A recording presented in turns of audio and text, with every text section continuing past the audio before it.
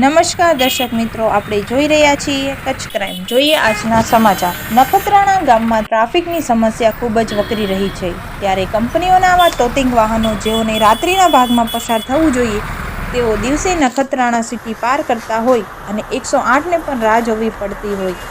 આ કંપનીઓના વાહનો કોની મહેરબાનીથી ચાલી રહ્યા છે, કયા અધિકારીના કહેવાથી ટ્રાફિક જામ કરી ચાલી રહ્યા છે, જોવાની વાત એ રહી ગઈ કે આ ફોટામાં જોઈ શકો છો તેવી રીતે આરટીઓ ખુદ એમની પાયલોટિંગ કરીને જઈ રહ્યા છે એવું દેખાય છે। ત્યારે અહીંની ટ્રાફિકવાળા તો અપવાદીને રૂપે ઊભા છે।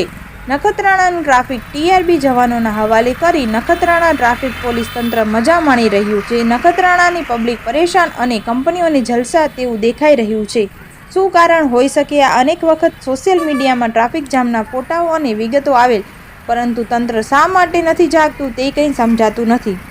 તંત્રને કોની શરમ નડે છે કે પછી અલગ ચશ્મા પહેરી લીધા છે? નખત્રાણાની પ્રજાની ટ્રાફિક સમસ્યામાંથી મુક્તિ ક્યારે મળશે? નખત્રાણા ગ્રામજનોના એક જ ચર્ચા, શું તંત્ર જાગશે, હરકતમાં આવશે કે પછી ચશ્મા પહેરીને બેસી જશે? Story by Rajubhai Joshi, Nakhatrana, Kutch crime.